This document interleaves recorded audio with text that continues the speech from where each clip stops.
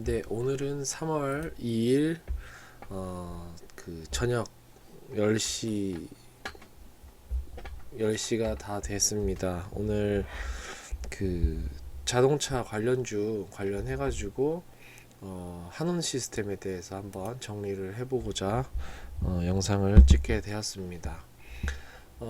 최근에 아이오닉 5가 발표가 되었습니다. 사전 계약 물량이 사상 최대다 이런 얘기가 있는데, 그리고 전기차 관련주가 또 이슈죠.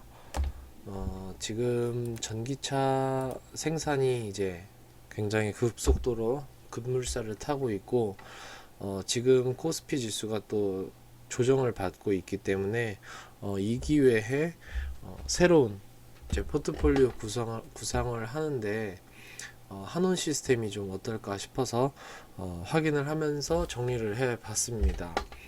먼저 한원 시스템은 아이오닉 5 관련주이기도 하면서 전기차 관련주이기도 합니다. 그러면서도 기존 내연기관 자동차의 세계적인 점유율을 가지고 있는 공조업체로서 현재 자동차 기업의 자동차 부품주로서도 상당한 비중을 차지하고 있는 기업입니다. 한 줄로 일단 정리를 하면 한원 시스템은 한라그룹이 IMF 외환위기 때 포드에다가 이제 매각한 법인이 2008년 글로벌 금융위기 이후에 포드 계열사인 비스티온의 공조 부분을 합쳐서 한라 비스티온 공조가 됐고, 지금 그게 이제 전신이 된 한원 시스템입니다. 조금 더 자세히 구체적으로 보면 1986년 미국의 포드사와 한라그룹의 만도기계 합작으로 설립이 됐습니다. 글로벌 차량용 열관리 시스템, 예를 들어 라디에이터라든지 쿨러, 오일 펌프, 냉각수 밸브, 히트 펌프 모듈 등 열관리 시스템과 공조기, 공기조절 장치 시스템 사업체입니다. 시스템 사업을 하고 있는 기업체입니다. 2013년 미국의 비스티온의 공조 사업부를 인수를 하고 2014년 쿠퍼 스탠다드 오토모티브의 열관리 및 배기 사업부를 인수하면서 세계시장 점유율 2위에 도달을 하게 됩니다. 2019년 3월 캐나다의 마그나 인터내셔널이 유압 제어 사업부를 인수를 합니다. 현재 기준으로 전 세계 21개국에 51개 생산 공장을 가지고 있고 4개의 연구센터를 보유하고 있습니다. 2018년 전고체 배터리 개발업체 솔리드파워에도 투자를 했습니다. 그러면서 본사인 한국에는 전체 인원의 10% 수준밖에 근무를 하지 않는 사실상 글로벌 기업입니다. 작년 2020년 12월 기준 연결 재무제표 매출액은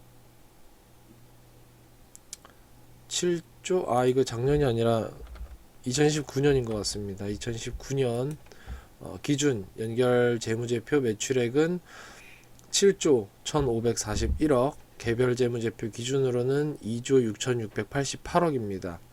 2021년 2월 9일 주당 116원의 배당 결정을 공시를 했고 9월 기준으로 중간 배당 주당 68원도 실시를 했었습니다. 2021년 2월 9일 매출액 또는 손익구조 30% 이상 변경 공시를 했는데, 코로나로 인한 세계 자동차 판매 감소로 매출액은 전년 대비 3% 소폭 하락을 하고, 그러나 영업이익은 34% 다운이 되고, 당기순이익은 64%가량 굉장히 반토막 예정이라는 공시가 나왔습니다.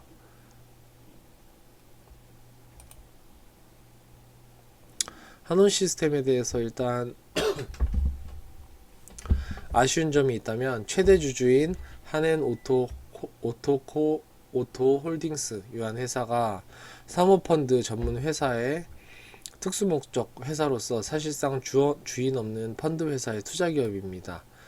한엔 컴퍼니라는 PEF가 있고, 이게 한엔 컴퍼니 제2의 3호 투자 전문 회사 SPC를 설립해서 요것이 한엔 오토 홀딩스 유한 회사를 통해 가지고 한원 시스템에 투자를 한 형태입니다.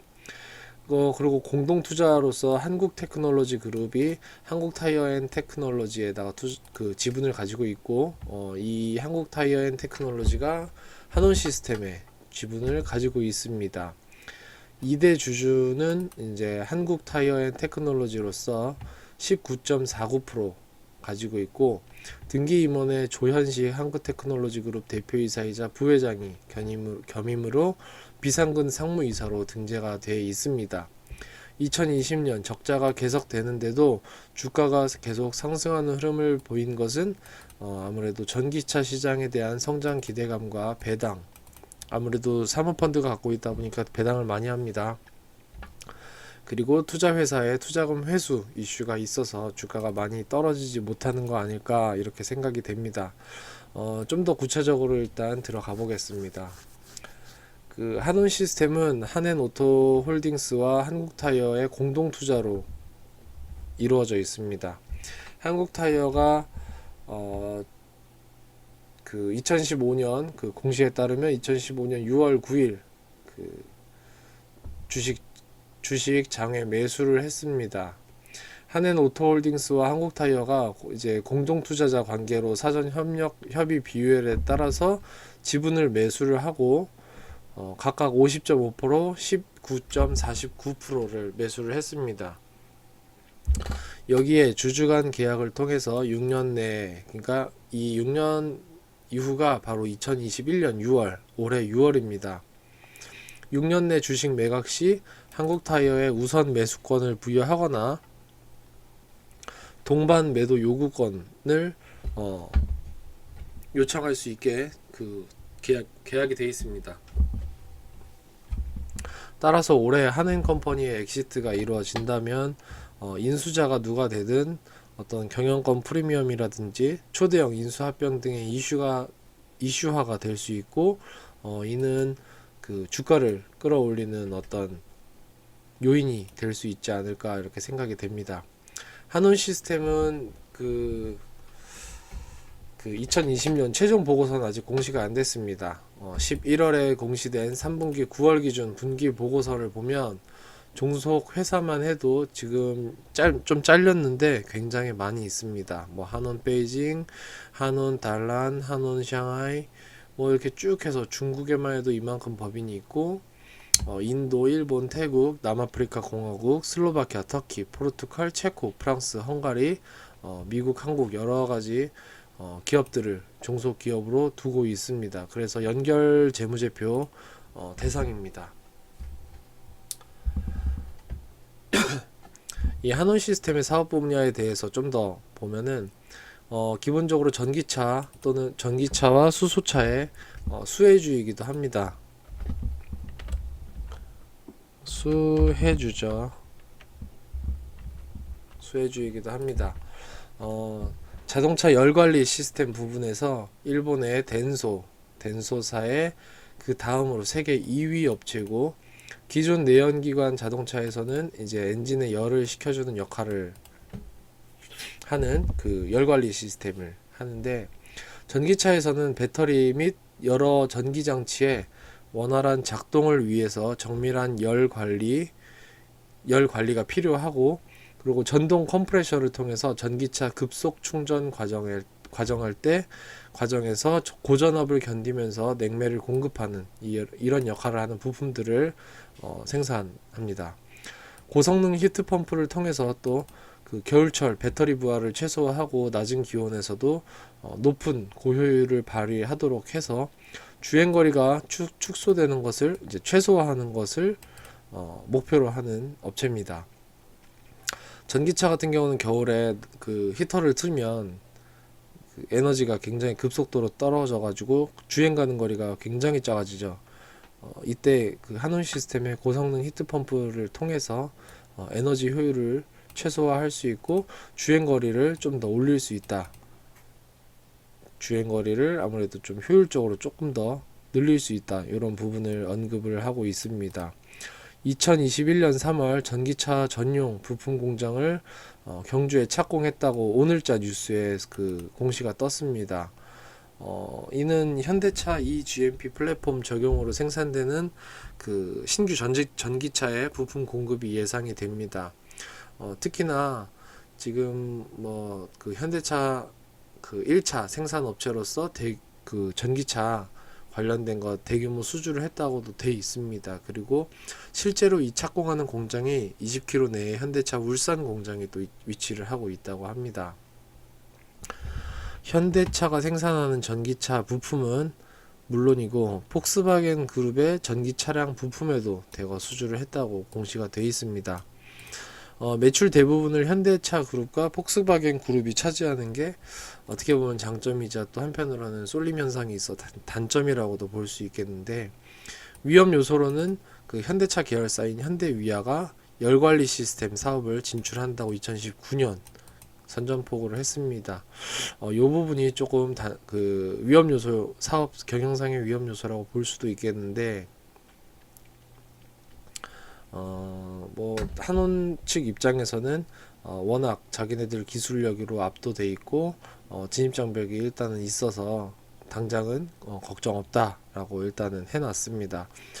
소설일 수도 있는데 나중에 한온 시스템이 이제 사모펀드가 엑시트를 위해서 매물로 나오게 되면, 지금 한국타이어 같은 경우는 내부에서 지금 경영권 분쟁 때문에 형제들끼리 싸우고 있기 때문에 한원 시스템을 매수하기 위한 자금 여력이나 어떤 의사 결정에서는 좀 문제가 있을 수 있고, 이게 아예 차라리 매물로 나와 버린다면 지금 현대위아 같이 열관리 시스템 사업에 진출하는 현대차 그룹의 계열사라든지, 아니면 지금 자동차 전장 사업으로 다시 도약하려고 하는 LG 그룹이라든지 아니면 SK 그룹 뭐 이런 데에서도 매수 희망이 들어올 수도 있지 않나. 그렇게 되면 더더욱 더 주가를 한 단계 끌어올리는 모멘텀이 될 수 있지 않나, 이렇게 생각이 됩니다.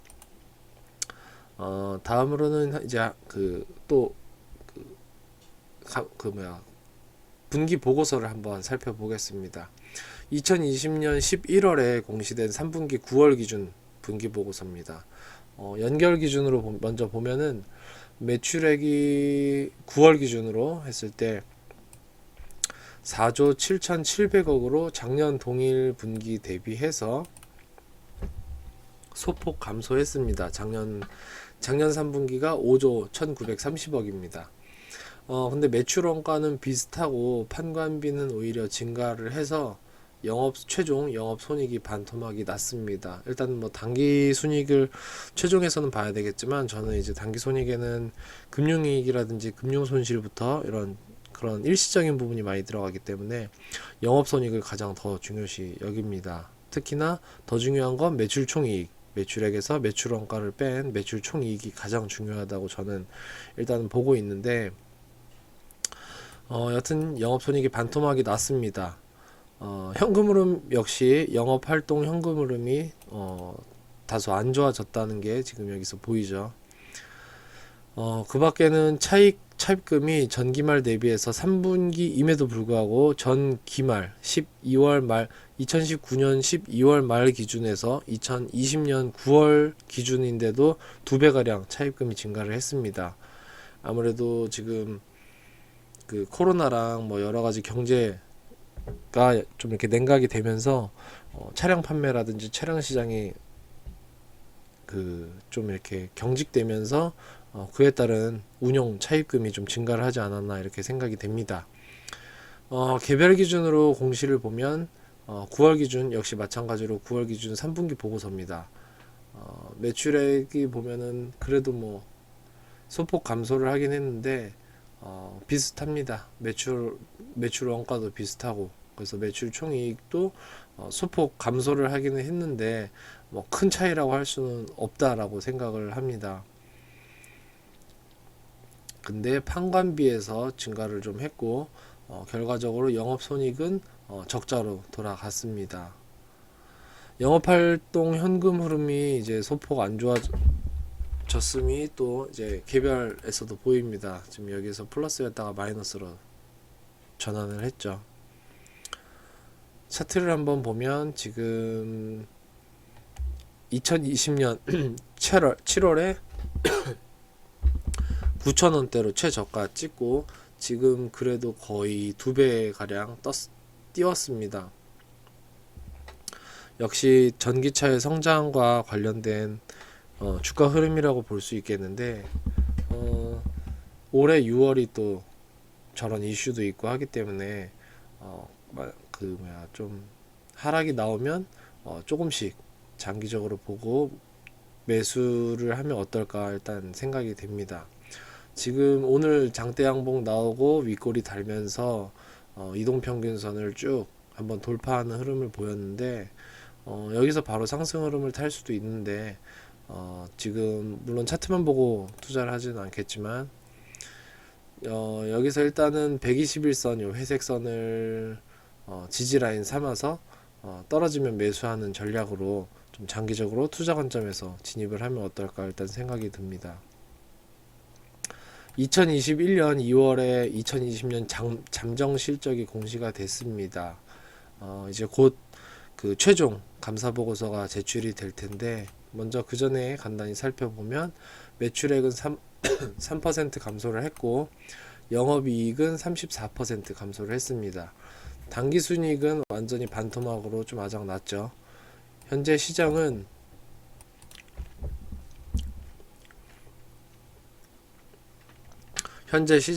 이제 코로나 여파랑 차량용 반도체 수급 등의 문제로 차량 판매량이 다소 경직되어 있는 상황입니다. 매출은 비슷한데 비해서 원가와 판관비 상승으로 인해서 당기순이익 감소는 일단 일시적인 현상이라고 해석을 하고, 주가 하락 시에 매수 후 보유하는 전략 어떨까 생각이 됩니다. 개인적으로 주인 없는 어떤 펀드 회사에 투자 회사로서 들어있는 게 상당히 아쉽기는 한데, 굉장히 좋아하는 기업입니다. 조용조용히 강한 기업으로 시장 점유율도 상당하고, 어쨌든 전 세계에서 그래도 2위 점유율을 차지하고 있는 업체로서 앞으로도 좀 관심을 갖고 투자를 하는데 참고를 하시면 좋을 것 같습니다.